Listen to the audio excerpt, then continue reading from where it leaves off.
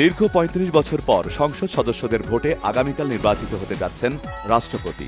Vote দেবেন ৩৪৯ জন সংসদ সদস্য। প্রধান নির্বাচন কমিশনার বলেছেন, রাষ্ট্রপতি নির্বাচনের প্রস্তুতিতে কোনো ঘাটতি নেই, সব ধরনের প্রস্তুতি সম্পন্ন। রাষ্ট্রপতি পদে বিএনপি প্রার্থীর জন্য ভোট চাওয়া হয়েছে। গণতন্ত্রকে প্রাতিষ্ঠানিক রূপ দেওয়ার লক্ষ্যে ঐতিহাসিক এই নির্বাচন, বলেছেন চিফ হুইপ।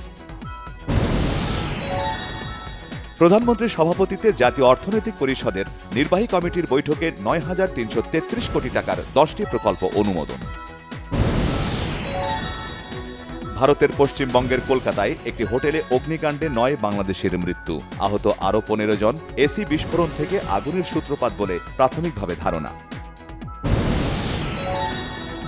কলকাতায় ভয়াবহ অগ্নিকাণ্ডের ঘটনায় নিহতদের মধ্যে এখনও পর্যন্ত ৫ জন বাংলাদেশের মরদেহ শনাক্ত হয়েছে, জানিয়েছেন পররাষ্ট্র প্রতিমন্ত্রী শামা ওবায়েদ।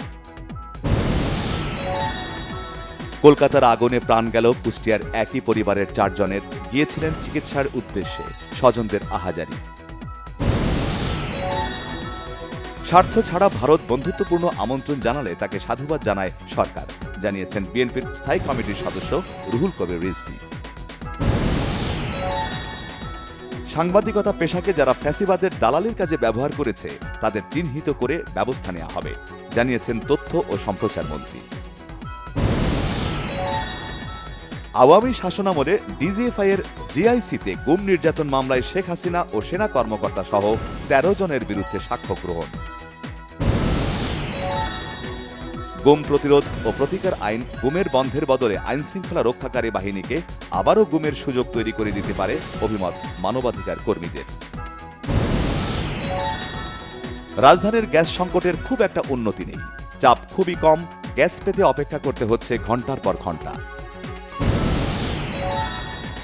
রাজনৈতিক প্রভাব ও চাপ মুক্তভাবে কাজ করবে দুর্নীতি দমন কমিশন, জানিয়েছেন দুদকের নতুন চেয়ারম্যান AKM আসাদুজ্জামান। রাজধানীর ব্যস্ত সড়কে অন্য বাসের সঙ্গে পাল্লা দিয়ে চলছে নারীদের জন্য চালু হওয়া পিঙ্ক বাস। তীব্র গরমে অস্বস্তিতে চালক ও হেলপাররা। হত্যা চেষ্টা মামলায় কারাগার থেকে মুক্তি পেলেন সাবেক প্রধান বিচারপতি ABM খায়রুল হক। স্বামীকে শেষবারের মতো দেখতে কাল প্যারোলে মুক্তি পাচ্ছেন সাবেক শিক্ষামন্ত্রী দীপু মনি। ইরান যুদ্ধ থেকে যুক্তরাষ্ট্র প্রায় হাত গুটিয়ে নেয় মধ্যপ্রাচ্যে নতুন করে সহিংসতা ছড়ানোর মিশন শুরু ইসরায়েলের। নড়ে চড়ে বসেছে মুসলিম দেশগুলো। তেহরানকে আত্মসমর্পণে বাধ্য করতে ব্যর্থ হয়ে যুক্তরাষ্ট্র এখন তাদের শর্তে আলোচনার জন্য অনুরোধ করছে, দাবি ইরানের পররাষ্ট্রমন্ত্রীর।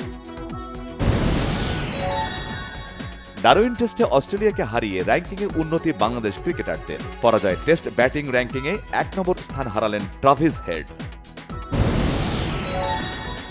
অভিনেতা ইমরান হাশমি ক্যারিয়ারে এক ঐতিহাসিক মাইলফলক স্পর্শ করেছেন।